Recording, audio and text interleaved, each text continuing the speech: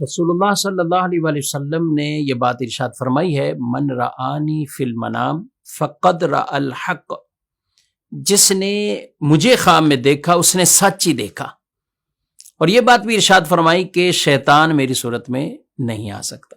شیطان جو ہے وہ انبیاء کی صورت وہ اختیار نہیں کر سکتا۔ تو رسول اللہ صلی اللہ علیہ وسلم کو دیکھا ہے، حق سچ دیکھا ہے۔ پتہ کیسے چلے گا؟ یہ پتہ مختلف انداز سے ہوتا ہے۔ بعض اوقات مجلس میں ہی بیٹھے کوئی افراد وہ تعارف کرا دیتے ہیں، بعض اوقات خود آقا صلی اللہ علیہ وآلہ وسلم خود بیان فرمائیں، خود تعارف اپنا کروا دیں کہ میں تمہارا نبی ہوں۔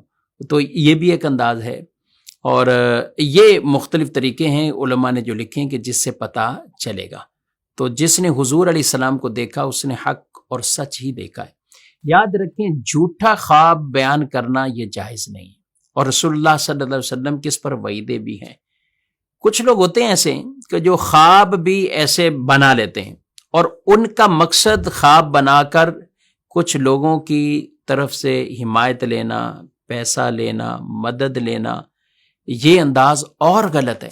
آپ یہ بتائیے کہ رسول اللہ صلی اللہ علیہ وسلم کی طرف ایک بات کی جھوٹی نسبت کرنا، اس کو حدیث میں فرمایا اپنا ٹھکانہ جہنم بنا لے۔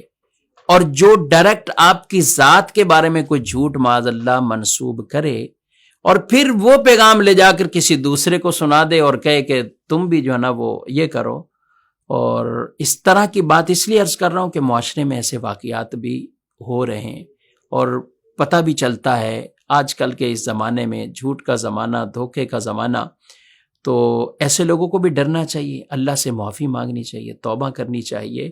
رسول اللہ صلی اللہ علیہ وسلم خواب میں نہیں آئے اور پھر بتانا کہ وہ خواب میں آئیں، اور پھر وہ اگلے کو جا کے پیغام بھی کوئی سنا دینا، کتنے سخت، ناجائز اور حرام کام ہے، اس سے بچنا چاہیے۔